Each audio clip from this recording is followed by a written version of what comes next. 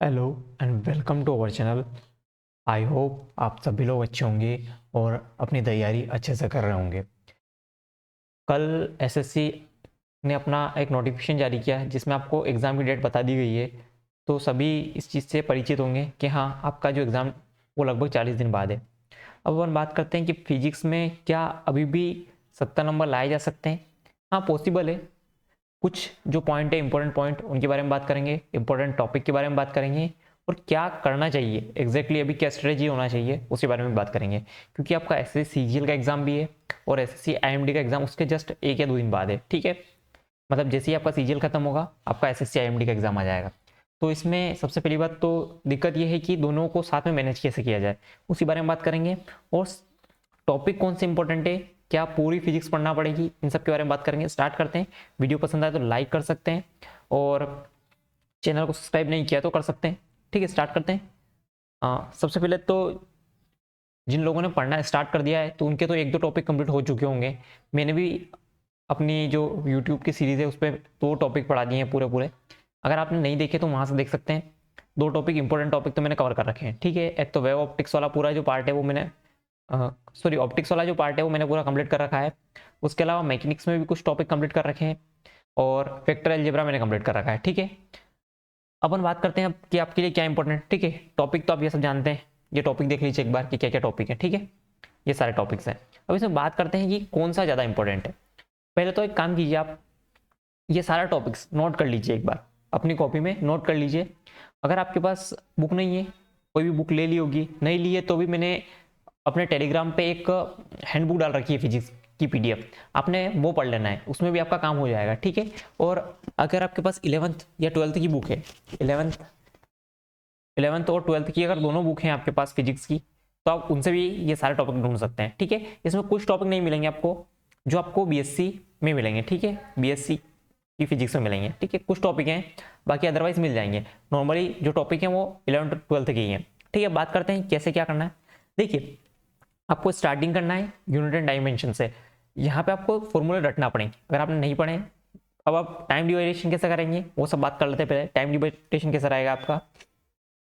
Time डिवाइडेशन ऐसा रहेगा, आप सभी एसएससी की तैयारी कर रहे होंगे सीजीएल की, मुझे पता है कि सीजीएल सभी देने वाले हैं। तो सीजीएल की तैयारी कर रहे हैं तो लगभग आप 5 से 6 घंटे तो सीजीएल के लिए पढ़ना ही है आपको, 5 से 6 घंटे। अब आपको निकालना है एक्स्ट्रा। नॉर्मली मैं जानता हूँ 5 से 6 घंटे ही पढ़ते हैं लोग, लेकिन अगर आप एसएससी आईएमडी की तैयारी भी कर रहे हैं तो आपको 1 से 2 घंटे के लिए फिजिक्स भी पढ़ना पड़ेगी। ठीक है, 1 से 2 घंटे या 3 घंटे मान लीजिए, 3 घंटे आप फिजिक्स पढ़ेंगे। कैसे पढ़ेंगे, अगर आप किसी भी यूट्यूब चैनल को फॉलो कर रहे हैं, कोई पढ़ा रहा है पूरा सिलेबस, तो उसको फॉलो कीजिए बाकायदा, मुझे कोई प्रॉब्लम नहीं है। ठीक है, अगर मुझको फॉलो कर रहे हैं तो मैंने भी आपको बहुत सारे वीडियो दे रखे हैं, लगभग 2 टॉपिक तो कंप्लीट कर रखे हैं। अब आप खुद सोचिए, 9 टॉपिक हैं, 9 में से 2 तो कंप्लीट है, बचे 7 टॉपिक। तो कोई 1 महीने में 7 टॉपिक किए जा सकते हैं। इसमें भी बहुत सारे टॉपिक ऐसे होंगे जो आपको सीधे सीधे क्वेश्चन देखने को मिलेंगे, मतलब यहाँ पे आपको ज़्यादा कुछ पढ़ने की जरूरत नहीं है क्योंकि आपने 11th-12th फिजिक्स से करी होगी। तो वो सारी चीज़ें आपको धीरे धीरे रिवाइज होती जाएगी और आपको याद हो जाएगी, उसमें कोई टेंशन वाली बात नहीं। ठीक है, अब सीजीएल में आपसे 5 से 6 घंटा पढ़ने के बाद, देखिए यहाँ सीजीएल से थोड़ी सी हटके एक चीज़ है, मैथ्स में बता देता हूँ मैं आपको। मैंने मैथ्स का एक एनालिसिस देखा था, तो उसमें आप एक कोऑर्डिनेट ज्योमेट्री, जो आपका कोऑर्डिनेट ज्योमेट्री, उस पर थोड़ा ज़्यादा फोकस कीजिएगा क्योंकि मैंने 3 क्वेश्चन देखे हैं कोऑर्डिनेट ज्योमेट्री से, 3 क्वेश्चन आए हुए हैं। तो मैं ऐसे सीजीएल में कोऑर्डिनेट ज्योमेट्री इतना वेटेज नहीं रखती है, लेकिन यहाँ पे एक वेटेज बहुत ज़्यादा था। तो एक बार आप फोकस कीजिएगा उसको कि कोऑर्डिनेट ज्योमेट्री पढ़ के जाएं। लास्ट ईयर के पेपर के अकॉर्डिंग बता रहा हूँ मैं, जो 2017 में हुआ था। ठीक है, ये चीज़ आपको एक्स्ट्रा ध्यान रखना है, रीजनिंग और बाकी तो ठीक है। और आप चाहें तो एसएससी सीजीएल, जैसे कि इसका जो लेवल है वो आपका एसएससी सीएचएसएल का लेवल है। ठीक है, सीएचएसएल में जैसे क्वेश्चन आते हैं आप प्रीवियस ईयर पेपर कीजिए और जितने भी पेपर्स मैथ्स और रीजनिंग के मिलते हैं वो कर लीजिए। जीके आपने पढ़ ही रखा होगा। ठीक है, अब बात करते हैं कि यहाँ पे फिजिक्स वाले पोर्शन में क्या करना है, 70 नंबर कैसे लाएंगे अपन, 70+ नंबर कैसे जाएंगे। ठीक है, 70+ नंबर कैसे जाएंगे। अगर आप यहाँ पे 80 नंबर लेके आते हैं, मैं एक पेपर मान रहा हूँ कि जो लास्ट ईयर लेवल था वैसे ही लेवल रहता है, तो और 70 नंबर तक यहाँ से, तो 150 नंबर जनरल। ठीक है, डन, उससे ज़्यादा मुझे नहीं लगता कि ज़रूरत है। ठीक है, 150 समथिंग आ सकते हैं।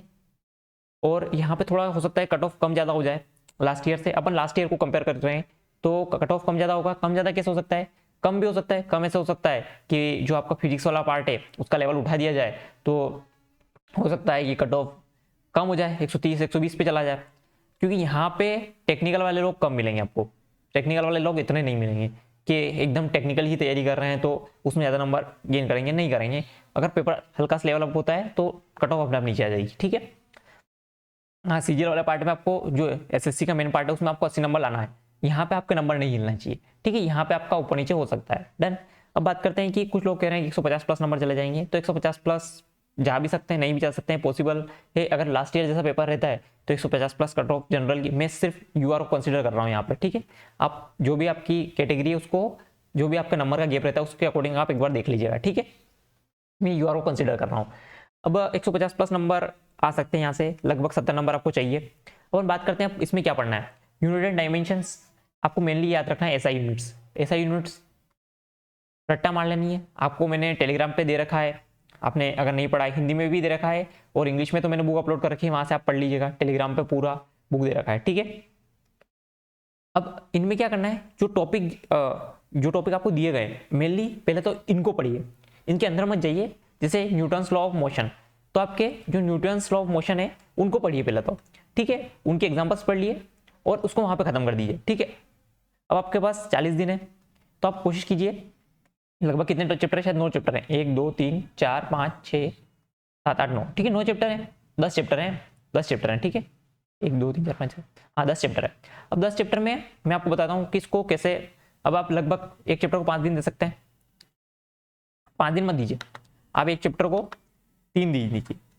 10 चैप्टर 30 दिन, और 10 दिन आपके रिवीजन के, ठीक है। 40 दिन मैं आपको कंसिडर कर रहा हूँ, 10 दिन आपके रिवीजन के। अब रिवीजन कैसे करना है और कैसे इसको पढ़ना है, तो आपको नोट्स वोट्स बनाने की मुझे नहीं लगता है कि नीड है। अगर आप नोट्स बनाने जाएंगे तो टाइम निकल जाएगा, ठीक है। आप कोशिश कीजिए कि ये टॉपिक कहीं भी मिलते हैं, जैसे ये न्यूटन्स लॉ ऑफ मोशन, ये नॉर्मल टॉपिक है।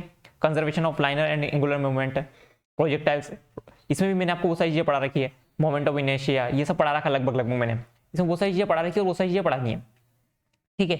ऐसा यूनिट वाला तो आपको रटना ही पड़ेगा, इसमें कोई वो नहीं है कि इसमें कोई पढ़ाया जाए। न्यूटन्स लॉ ऑफ मोशंस, देखिए पहले आपको करना क्या है, फिजिक्स वाले पोर्शन में करना है कि आपको ये सारा टॉपिक उठाना है जो आपको यहाँ पे नाम दे रखा है, ये नाम वाले क्वेश्चंस पहले कर लेना है। मतलब जो नेम इनके हैं वो टॉपिक पहले कंप्लीट कर लीजिए, उसके अंदर बाद में जाइएगा। मतलब जैसे इसके थर्मोडायनेमिक्स के अंदर कोई अंदर कोई लो है या उसके अंदर भी कोई वो है, तो उसके अंदर बाद में जाइए। पहले जो जितने भी नाम है इनसे कंप्लीट कर लिए। मैं कह रहा हूँ कि आपका 70% सिलेबस अपने आप कवर हो जाएगा और 70 क्वेश्चन भी आपके कवर हो जाएंगे, क्योंकि लास्ट ईयर भी सेम ये प्रोसीजर रहा था और उन्होंने सिर्फ ऊपर ऊपर से क्वेश्चन पूछे थे। अगर पेपर पिछले साल के कंपेरिजन जैसा ही रहता है, मतलब जो पेपर का लेवल है वो सेम रहता है, तो आपको कोई दिक्कत नहीं आएगी, बहुत सिंपल सा पेपर रहेगा, ठीक है। आइसोथर्मल प्रोसेस, ऐसी सब नॉर्मल चीजें ही पूछी गई थी, मतलब आप उठा के पेपर देखेंगे तो। अब मैं आपको एक पेपर आज करवाने वाला हूँ, कोशिश करेंगे, अगर मैंने जितना पढ़ा है मैं उसके अकॉर्डिंग बताऊंगा आपको, लगभग 40-50 क्वेश्चन आप कर पाएंगे मैंने जितना पढ़ा है उसके अकॉर्डिंग, ठीक है। आप ये देख लीजिएगा एक बार, इनमें सब नॉर्मल क्वेश्चन कर लीजिए पहले आप एक बार। कोशिश करेंगे अपन भी कि बैक टू बैक सेशन लिए जाए, प्रैक्टिस आप मुझे बताइएगा। आपको थ्योरी वाला पार्ट यहाँ पे बात करते हैं, अगर आपको थ्योरी चाहिए तो भी आप लिखिएगा, और अगर आपको प्रैक्टिस सेशन चाहिए मतलब क्वेश्चंस और ऑब्जेक्टिव के ऊपर सेशन चाहिए तो भी आप बता दीजिएगा, ठीक है। थ्योरी मेरे अकॉर्डिंग अब इनफ नहीं है, मतलब आप थ्योरी नहीं पढ़ें, प्रैक्टिस ही करें, ज़्यादा से ज़्यादा बेटर होगा। थ्योरी उसके साथ में कवर हो जाएगी, ठीक है। आपको करना क्या है, बस मैंने बता दिया है। जैसे कि यहाँ पे नाम है SHM यानी simple harmonic motion. Simple harmonic motion होता क्या है, 1-2 एग्जाम्पल देख लिया, बस बात खत्म, इससे ज़्यादा इसके अंदर नहीं जाना है। इसके अंदर बहुत सारे जो भी आपके चीज़ें हैं उसको छोड़ देना है। अभी पहले एक बार सिलेबस कवर हो जाए आपका पूरा, फिर उसके बाद देखते हैं ना कि आगे क्या करना है। पहले एक बार सिलेबस तो पूरा कवर हो, क्योंकि मैं जानता हूँ किसी ने भी अभी तक पूरा नहीं पढ़ा हुआ, ठीक है। तो ये तरीका हो गया।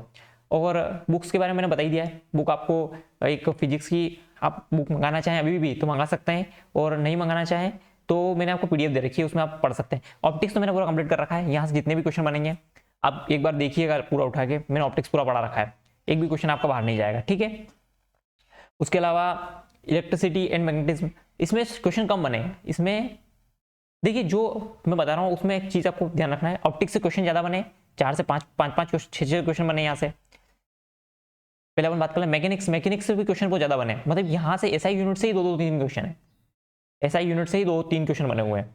तो आपको एक चीज ध्यान रखना है कि जो इंपॉर्टेंट टॉपिक है, मतलब जो टॉपिक में क्वेश्चन ज़्यादा बने उसके बारे में बात कर लेंगे, कौन से टॉपिक से क्वेश्चन ज़्यादा बने तो वो पहले पढ़ना है, ठीक है। यहाँ से थर्मल फिजिक्स है बहुत बड़ी, आप भी जानते हैं बहुत बड़ा टॉपिक है और बहुत वास्ट है इस चीज में। तो आपको चीज़ ध्यान रखना है कि आपको पहले बेसिक कॉन्सेप्ट कवर करना है, ऑब्जेक्टिव कवर करना है इनके बारे में, और फिर आगे अगर आपको टाइम बचता है तो आप उसके अंदर जा सकते हैं, अदरवाइज कोई दिक्कत नहीं है। इलेक्ट्रिसिटी वाला टॉपिक आप स्टार्टिंग में छोड़ सकते हैं, ये इलेक्ट्रिसिटी मैग्नेटिज्म क्योंकि बहुत बड़ा टॉपिक है और यहाँ से क्वेश्चन ज़्यादा बने नहीं थे, ठीक है। एटॉमिक स्ट्रक्चर छोटा सा टॉपिक है, यहाँ से दो क्वेश्चन बने, ये भी आप पढ़ सकते हैं, यहाँ से एक या दो क्वेश्चन यहाँ से भी बने हैं, ठीक है। कैलकुलस ये नया टॉपिक ऐड है, ये भी नया टॉपिक ऐड है, और ये भी नया टॉपिक ऐड है। तो ये टॉपिक बहुत छोटे हैं और बहुत सिंपल है। जैसे आप ये मैंने डिफरेंशिएशन पढ़ा रखा है आपको, आप एक बार पढ़ना चाहें तो पढ़ सकते हैं, वीडियो आपको पूरी प्लेलिस्ट में दे रखी है। लाइन अलजेब्रा ये नहीं पढ़ाया मैंने अभी तक, हाँ, लेकिन वेक्टर अलजेब्रा मैंने पढ़ा दिया है। ये पूरा टॉपिक कंप्लीट है, इसमें सिर्फ 2-3 चीज़ें बाकी है, एक तो आपका डाइवर्जेंस, कर्ल स्टोक थ्योरम और गॉस डाइवर्जेंस, ये बाकी तो मैंने आपको पूरा यहाँ तक का टॉपिक पूरा कवर कर रखे हैं, ठीक है। एक बार आप इन चीज़ों को पढ़ेंगे तो फायदा मिलेगा। देखिए इसमें नॉर्मल ये आप मान लीजिए मात्र 2 घंटे का टॉपिक है, 2 घंटे 2 ओवर में आपका टॉपिक कंप्लीट हो जाएगा, ठीक है। इसमें 2-3 टॉपिक बाकी हैं तो ये मैं आपको करवा दूंगा धीरे से भी, जब भी टाइम मिलेगा मुझे, ठीक है। और यहाँ पे मैट्रिक्स एंड डिटरमिनेंट आपको पता है कि नॉर्मली आपने सोल्व किया ही होगा, ठीक है। आईएन वेक्टर और ये सारी चीज़ें मैं आपको बता दूंगा, लेकिन आप पहले मैं बता रहा हूँ कि आप ये वाला टॉपिक छोड़ सकते हैं, इलेक्ट्रिसिटी एंड मैग्नेटिज्म आप छोड़ दीजिएगा स्टार्टिंग में, मतलब छोड़ दीजिए इन द सेंस लास्ट में कीजिएगा, क्योंकि यहाँ से क्वेश्चन कम बने और टॉपिक बहुत ज़्यादा बड़ा है, ठीक है। टॉपिक बहुत ज़्यादा बड़ा है, छोड़ना नहीं है पूरा, लेकिन हाँ टॉपिक बहुत ज़्यादा बड़ा है तो आप एक बार कोशिश कीजिए कि पहले जो नॉर्मल छोटे टॉपिक हैं वो कर लें। जैसे यहाँ से वो ऑप्टिक्स वाले पार्ट से 4 से 5 क्वेश्चन आए पेपर, मैंने प्रीवियस ईयर भी करा रखे हैं और सारे क्वेश्चन करवा रखे हैं, ठीक है। तो एक बार वो उठा के देखिए, आप कुछ ना कुछ प्रॉपर्टी जरूर मिलेगा आपको और क्वेश्चन वाइज देखने को मिलेंगे, ठीक है। मैकेनिक्स की बात करें तो मैकेनिक्स में भी आपको छोटी छोटी चीज़ें ध्यान रखना है, बस और कुछ भी नहीं है।